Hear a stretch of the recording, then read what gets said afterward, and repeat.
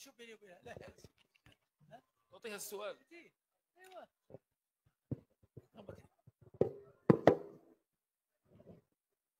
اي سؤال.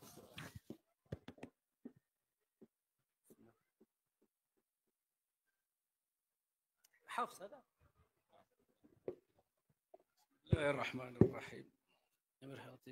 إلا أخذ اقرأي بقوله تعالى: وما أرسلنا في قرية من نبي إلا أخذنا أهلها بالبأساء. أعوذ بالله من الشيطان الرجيم. وما أرسلنا في قرية من نبي إلا أخذنا أهلها بالبأساء والضراء لعلهم يضرعون فلولا إذ جاءهم بأسنا تضرعوا وما أرسلنا في قرية من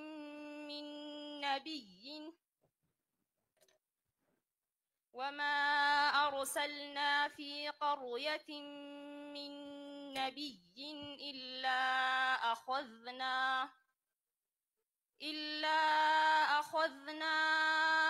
أهلها بالبأساء والضراء لعلهم يضرعون ثم بدلنا مكان السيئة الحسنة حتى عفوا وقالوا تعيد فقط تعيد ثم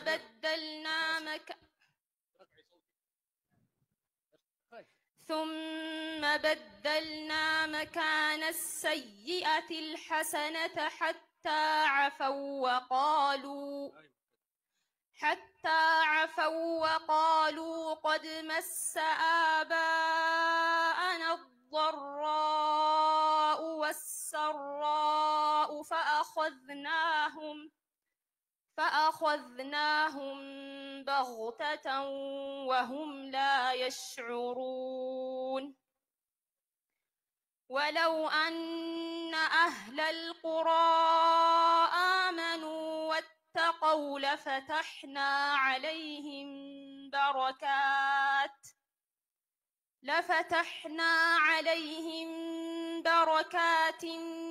من السماء والأرض ولكن كذبوا فأخذناهم بما كانوا يكسبون أفأمن أهل القرى أن يأتيهم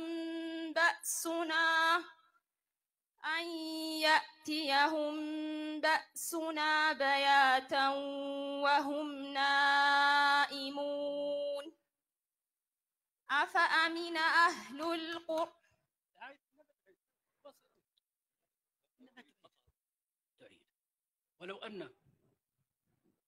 ولو أن أهل القرى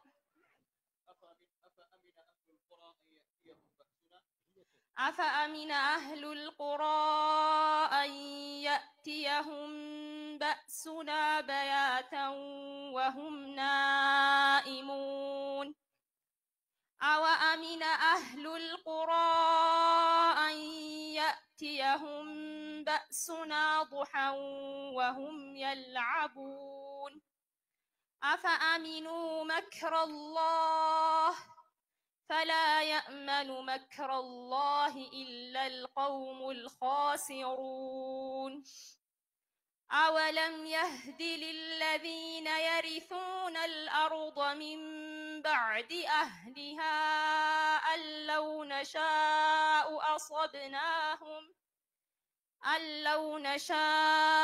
أصبناهم بذنوبهم ونطبع على قلوبهم فهم لا يسمعون.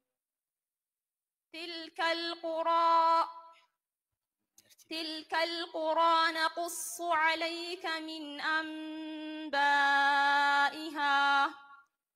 ولقد جاءتهم رسلهم بالبينات فما كان الله ليظلمهم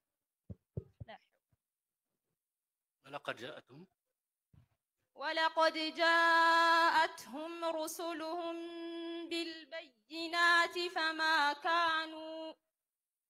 فما كانوا ليؤمنوا بما كذبوا من قبل كذلك يطبع الله على قلوب الكافرين وما وجدنا لأكثرهم من عهد وإن وجدنا أكثرهم لفاسقين. حسبك. السؤال الثاني: واضرب لهم مثل الرجلين. أعوذ بالله من الشيطان الرجيم. واضرب لهم مثل الرجلين الكهف. واضرب لهم مثل الرجلين جعلنا لأحدهما جنتين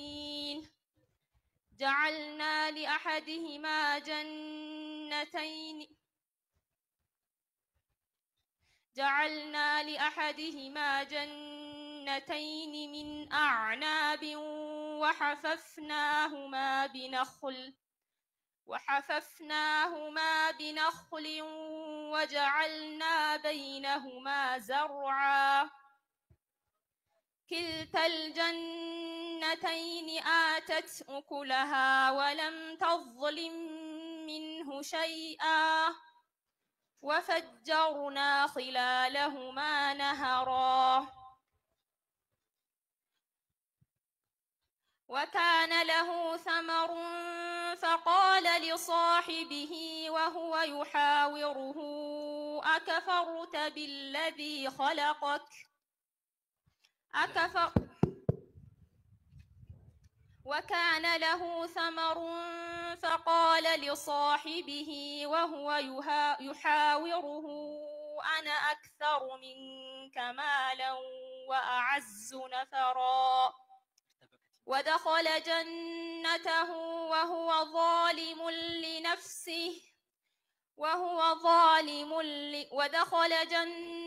وهو ظالم لنفسه قال ما أظن أن تبيد هذه أبدا وما أظن الساعة قائمة ولئن رددت إلى ربي لأجدن خيرا منها منقلبا قال له صاحبه وهو يحاوره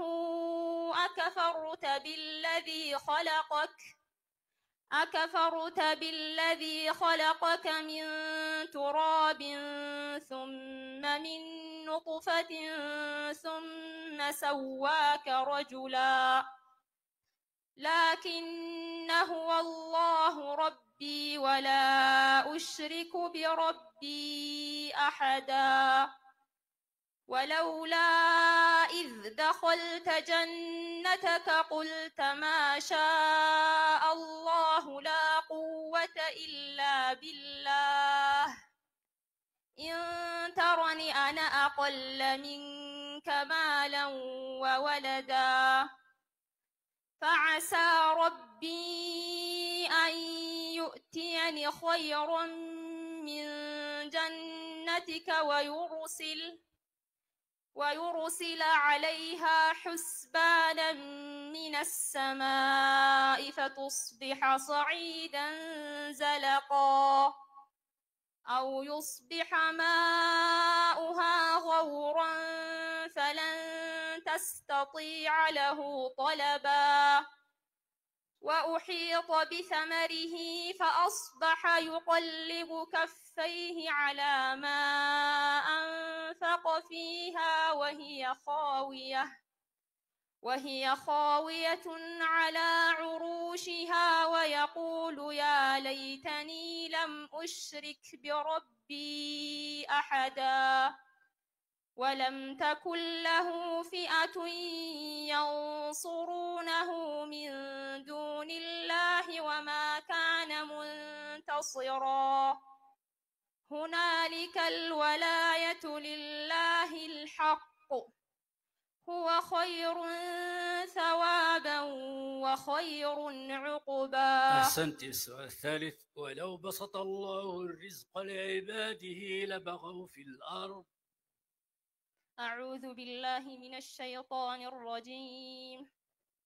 ولو بسط الله الرزق لعباده لبغوا في الأرض ولكن ينزل بقدر ما يشاء إنه بعباده خبير بصير.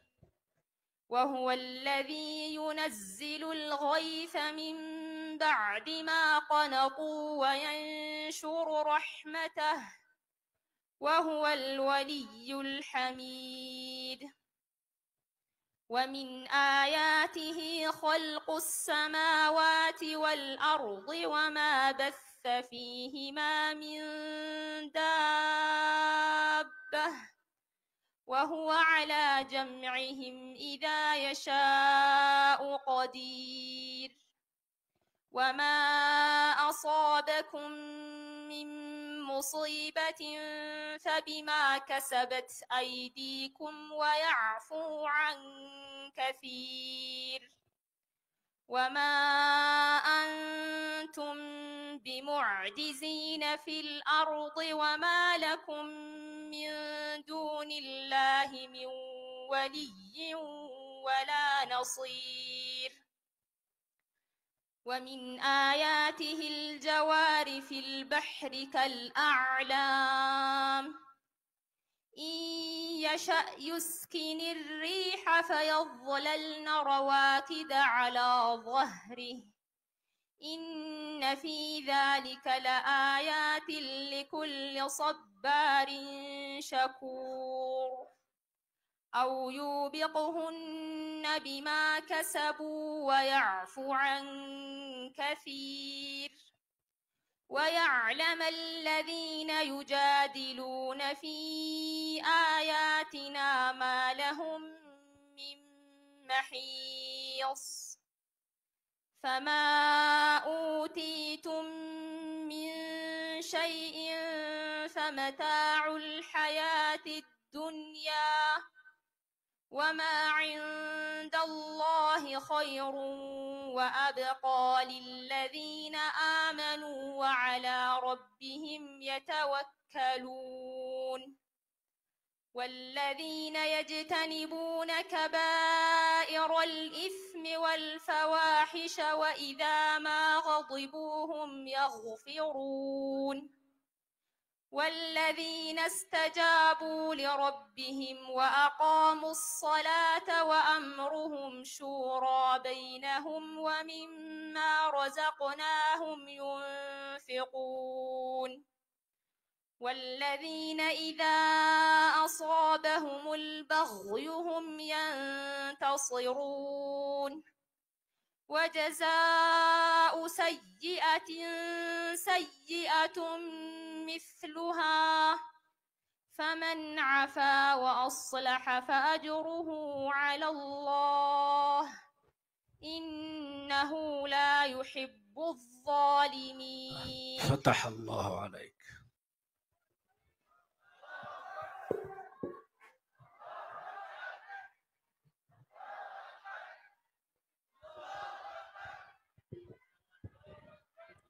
المتسابقة الثالثة في هذا الفرع للإناث، الفرع الثاني من الجمهورية اليمنية. نحن نستمع لتلاوات المتسابقين ولحفظ المتسابقين. كأمس ساعات بلاي زيو تكمتن يا قرآن النان دزيوم تلاوة يا أذان دمس يسمان أبرن كويتنال. والآن نبدأ بإذاعة الفائزين في الفرع الأول حفظ القرآن الكريم للذكور. አሁን የመጀመሪያው በወንዶች የቁርአን حفظ አሸናፊዎችን እንገልጻለን። المركز الثالث فاز فيه المتسابق أحمد بشير من دولة أمريكا. በቁርአን حفظ በሶስተኛ ደረጃ አህመድ በሺር ከአሜሪካ አሸንፏል። አላሁ አክበር አላሁ አክበር።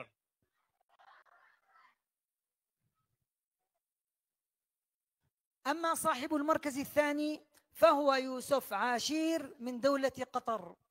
በሁለተኛ ደረጃ ዩሱፍ ዓሺር ከኳታር። አላሁ አክበር። وصاحب المركز الأول لهذه الدورة في فرع حفظ القرآن الكريم للذكور من دولة ليبيا محمد فؤاد قهواجي. አንደኛ የወጣው ከሊቢያ ሙሐመድ ቀህዋጂ ይባላል። ከሊቢያ አንደኛ ደረጃ ወጣው። አላሁ አክበር አላሁ አክበር አላሁ አክበር። يتفضل أصحاب المراكز الثلاثة الأولى للتكريم ከአንድ من እስከ نظر ሶስት رئيس المجلس የወጣችሁ الأعلى للشؤون በፍጥነት الإسلامية. ወደ መድረኩ መተን የተዘጋጀልን ሽልማት እንወስዳለን። ተክቢር ተክቢር ተክቢር ተክቢር ተክቢር።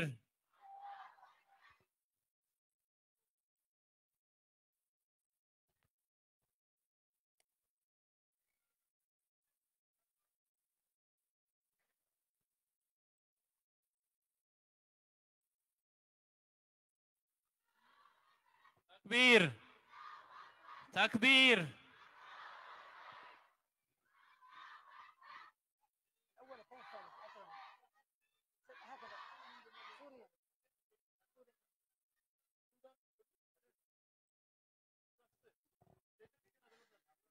الفرع الثاني حفظ القرآن الكريم للإناث. يا ሁለተኛው ዙር የቁርአን حفظ በሴቶች ዘርፍ حفظ القرآن الكريم للإناث وهو الفرع المستحدث في هذه المسابقة القرآنية العالمية، وقد حازت على المركز الثالث من دولة إثيوبيا قمرية وليد محمد. ሶስተኛ ደረጃ ከኢትዮጵያ ቀመሪያ ሶስተኛውን ደረጃ አግኝታለች። አላሁ አክበር አላሁ አክበር። ቀመሪያ ከኢትዮጵያ ሶስተኛውን ደረጃ አግኝታለች። አላሁ አክበር። صاحبة المركز الثاني من دولة الجزائر نسرين جلاوجي. يا ሁለተኛ ደረጃ ከአልጄሪያ ነሲም ጀናውጂ። አላሁ አክበር الله أكبر. أما المركز الأول فكان من نصيب المتسابقة رقية صالح قاسم من الجمهورية اليمنية. يا عندنا درجاو رقية صالح كيمن. الله أكبر الله أكبر. كان دسكاسوس አሸናፊ ሴቶች ወደ መድረኩ እንዲመጡ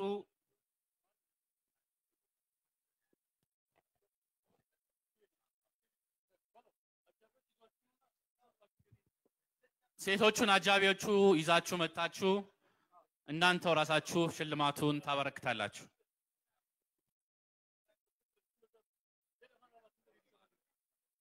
يتم تقديم الجوائز للنسوة الفائزات من قبل منسقات الحفل، من قبل النسوة المنسقات الحفل أنفسهن.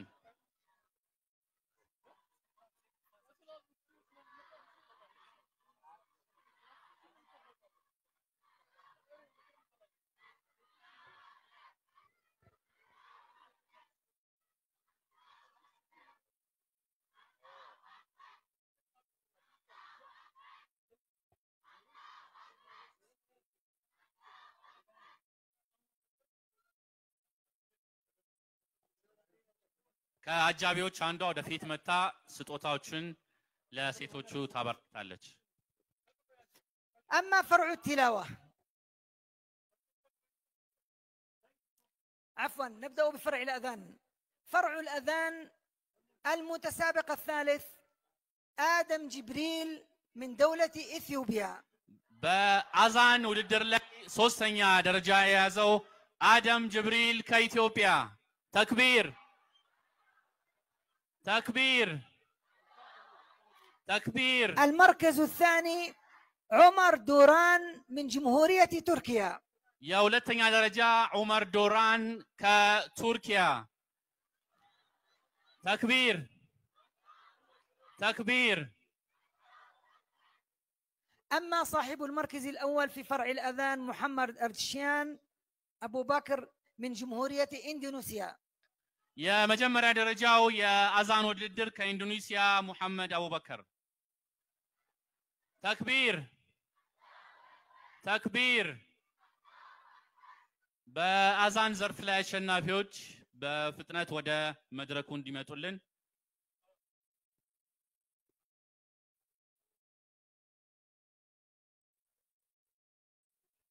ننوه أن الجوائز المالية للمشاركين وللمتسابقين إن شاء الله بعد المسابقة في أماكن نزلهم في الفندق إن شاء الله. يا جنزب شلماتو لتودادروج بعد قال لا شنافيوج بيا هوتيل بعرفوبت هوتيل يستطاعون. يتم توزيع الجوائز المالية للفائزين من كافة الفروع في أماكن نزولهم. فرع التلاوة صاحب المركز الثالث أمجد غمدان من الجمهورية اليمنية. بتلاوة ظرف أمجد غمدان كيمن سوستنيا درجة شنفال. تكبير. صاحب المركز الثاني كرار ليث من جمهورية العراق. يا ولتنيا درجة شنافي بتلاوة لاي كرار ليث كعراق.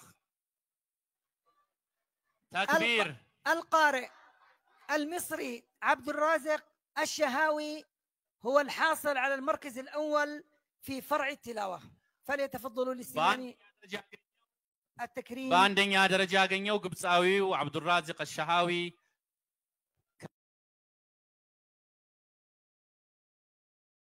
كقبص ነው ሶስቱንም አሸናፊዎች ወደ መድረክ تكبير تكبير.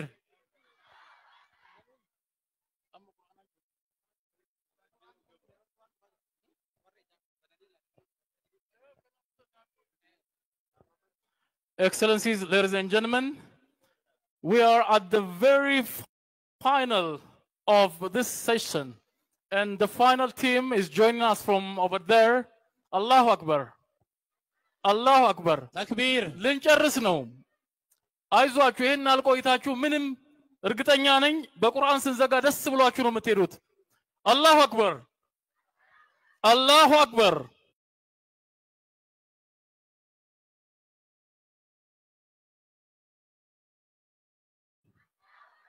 Allahu Akbar. አመሰግናለሁ። Excellency, ladies and gentlemen, and ambassadors sitting over there, I'm sure you've enjoyed it, and thank you for your patience as well. Thank you.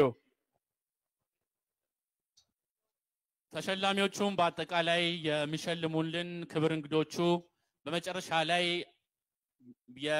በአጠቃላይ ፎቶ እንነሳለን። እዚሁ ይቆያሉ።